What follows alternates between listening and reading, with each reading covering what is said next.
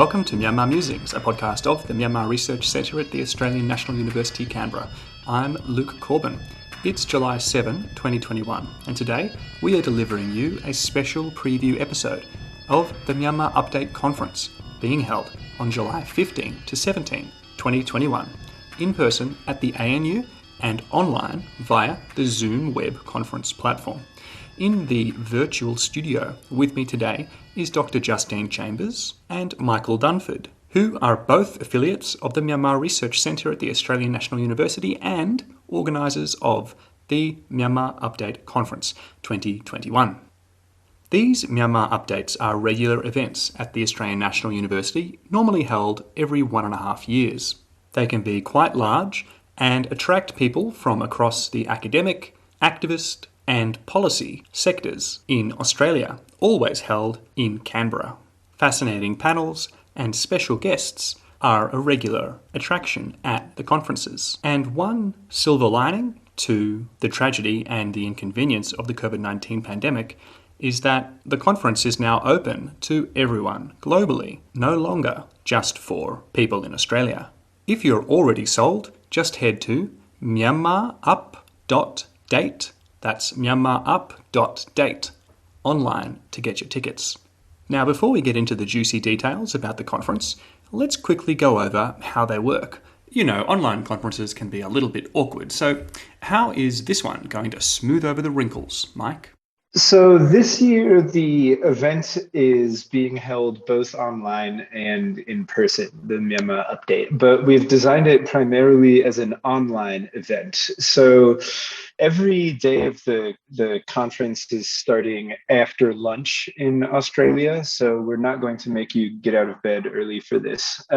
If you're tuning in from overseas or from elsewhere in Australia, you hopefully will have a completely seamless Zoom experience. However, for those of you who do want to attend in person in Canberra, a few of the speakers and panelists throughout the 3 days of the conference will be speaking in person.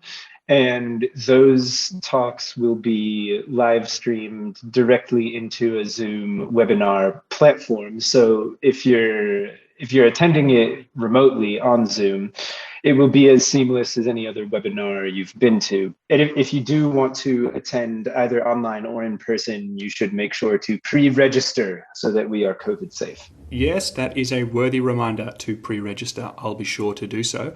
And I'm sure many will be relieved to know that you've been taking time zone considerations into account when planning out the panels and the special guest speakers.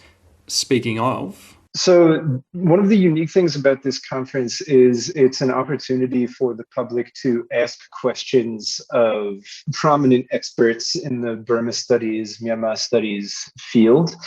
You'll be able to ask questions even if you're not attending in person through Zoom's Q&A function. Those speaker sessions will be happening at the beginning and at the end of every day. This is not to say you should only attend the speaker sessions. The panels happening in between are great as well. But we'd encourage you to look at the website and check out some of those speaker sessions because those are sort of the flagship events of the Myanmar Update. So make sure you have those speaker sessions marked in your calendar. Will do, Mike. They sound terrific. But I wonder, could we get a little bit more information on these exciting special guests? Justine, who can we be looking forward to hearing from on July 15, 16 and 17?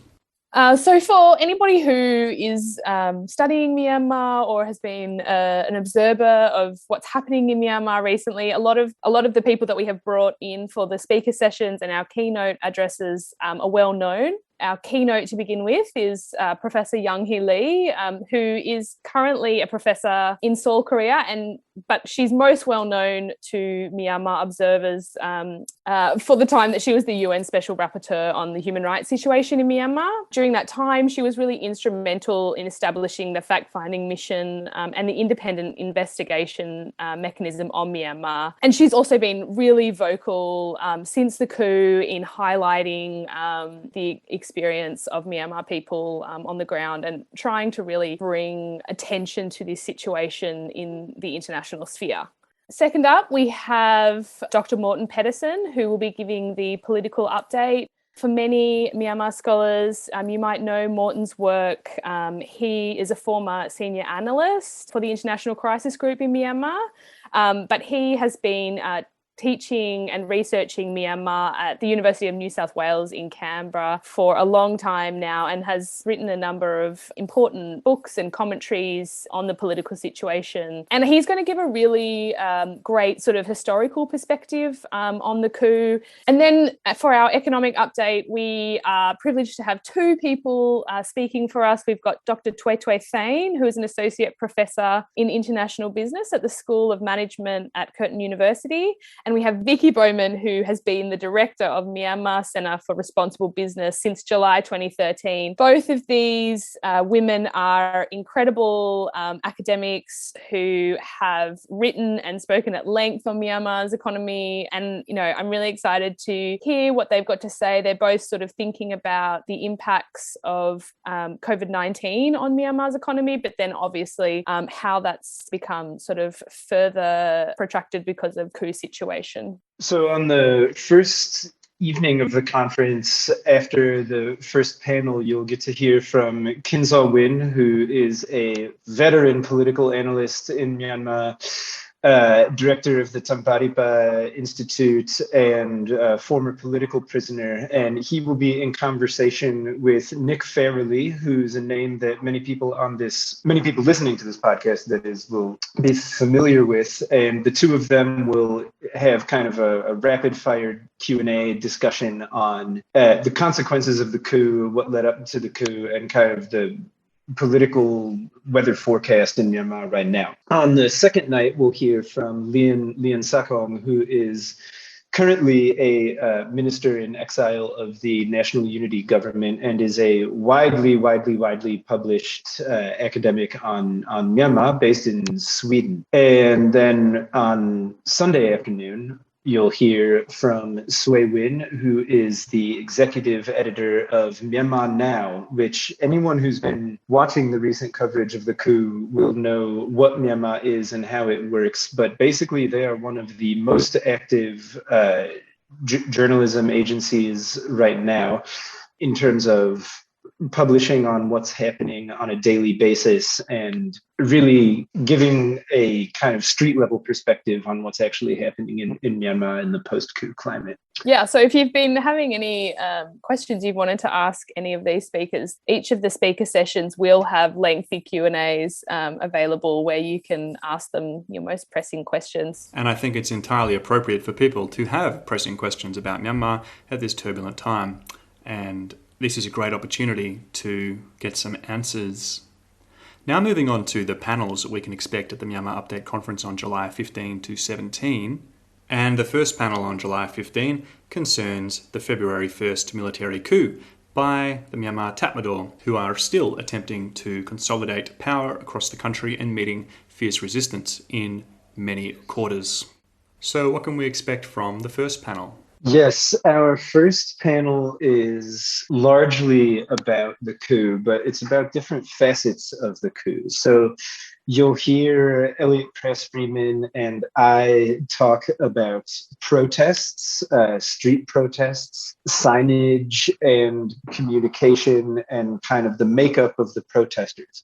You'll also hear from Nicola Williams from here at ANU and Samuel Mung from ANU as well.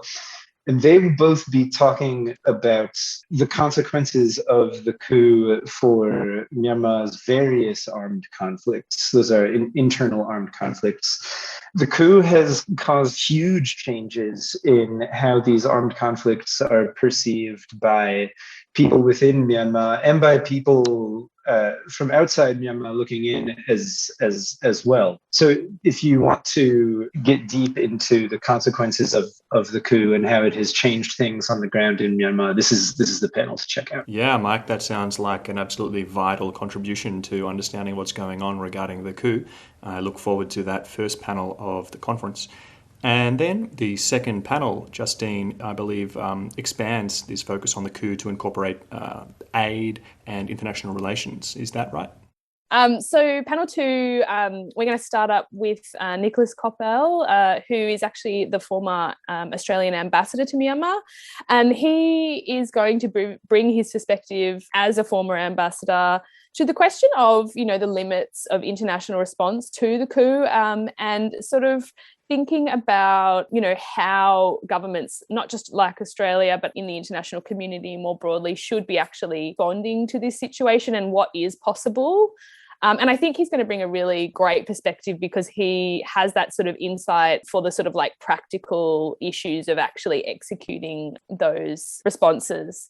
And then we're going to jump to Hunter Marston and Andrea Passeri, a joint research collaboration, who are kind of going to take a little bit of a step back from the coup and think about Myanmar's sort of shifting approach to foreign policy over the last 10 years, and then also thinking about what that actually means in the context of the coup, what's that going to look like in the future.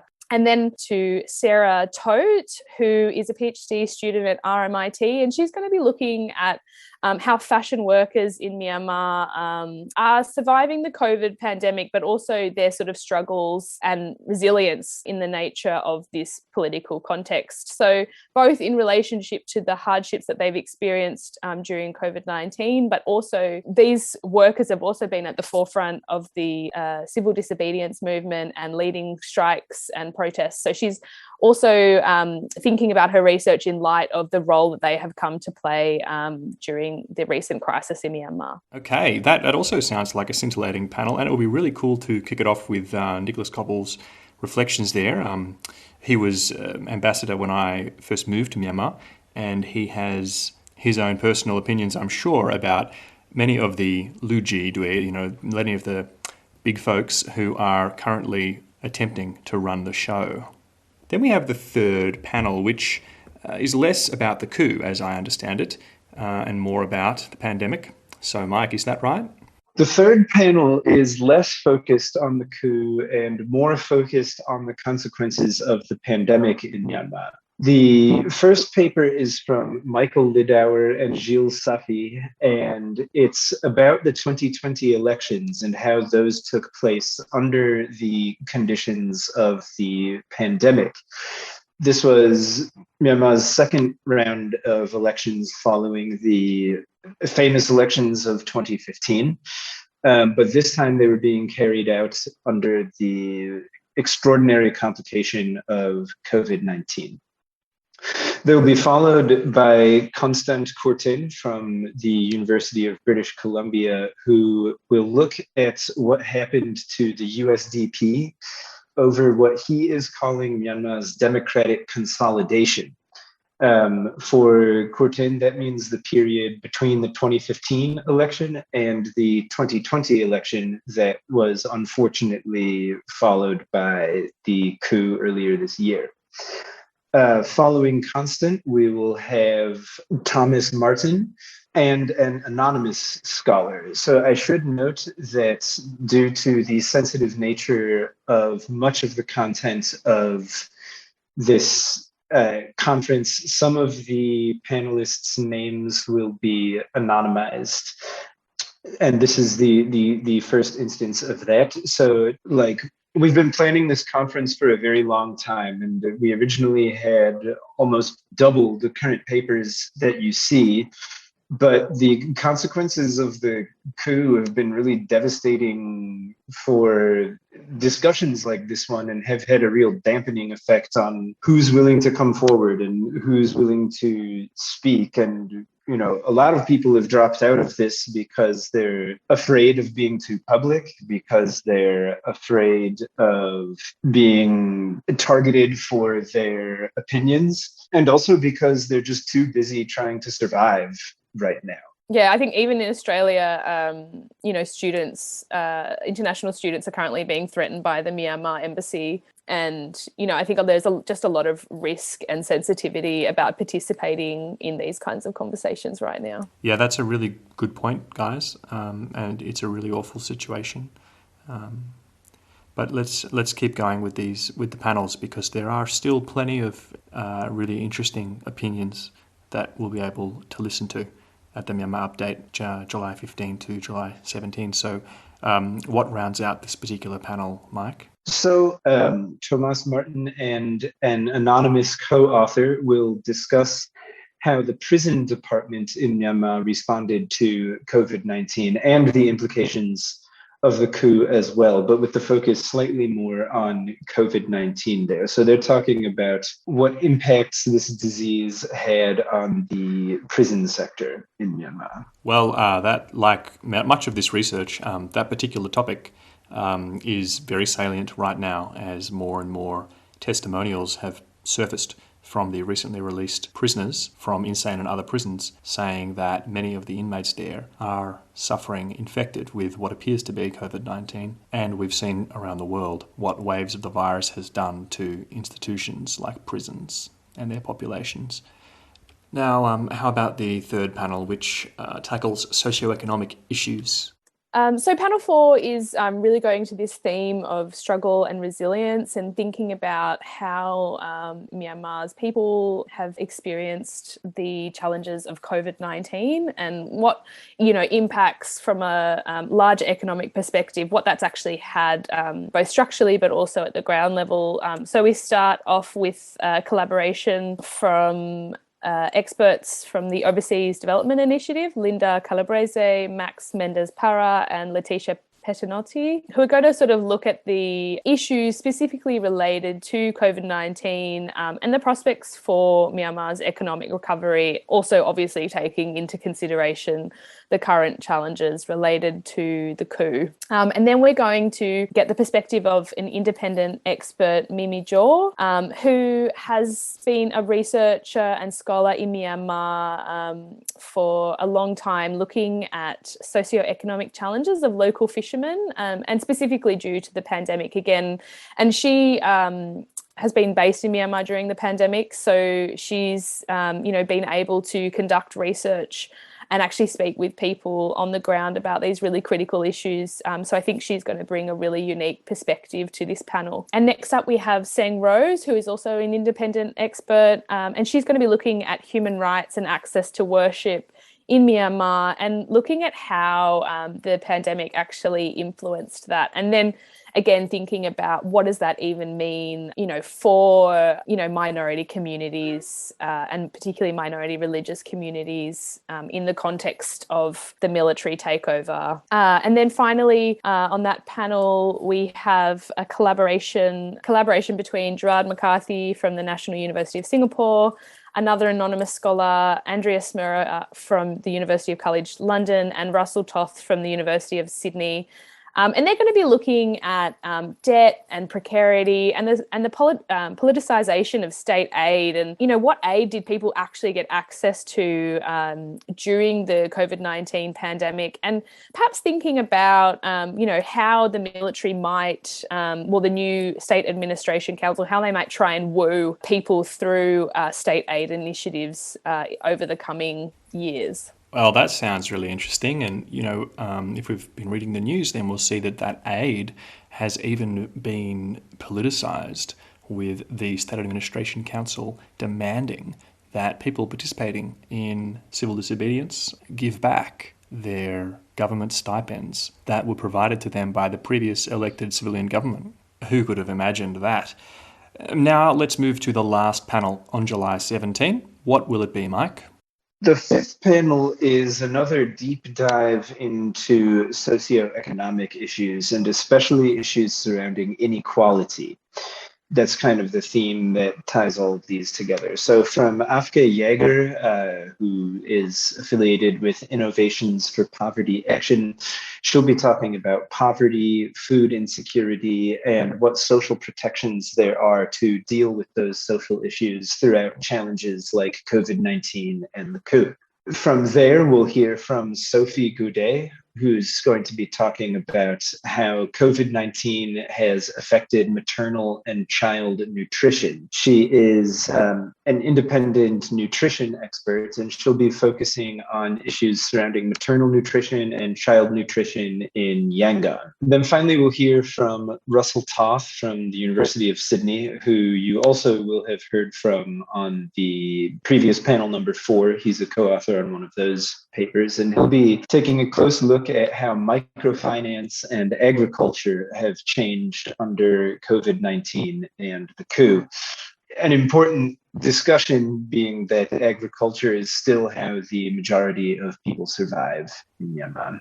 That also sounds like a very worthy panel and really interesting and crucial issues that need to be talked about and need to be thought about. So, thank you, Mike, and thank you, Justine, for coming on Myanmar Musings and explaining to our audience just why they should attend the Myanmar Update 2021, which is July 15, 16 and 17, and tickets can be purchased for free through Eventbrite at myanmarup.date. That's myanmarup.date. I look forward to seeing all of our listeners there, and please keep Myanmar in your thoughts for the week ahead until the conference. Until then, bye for now.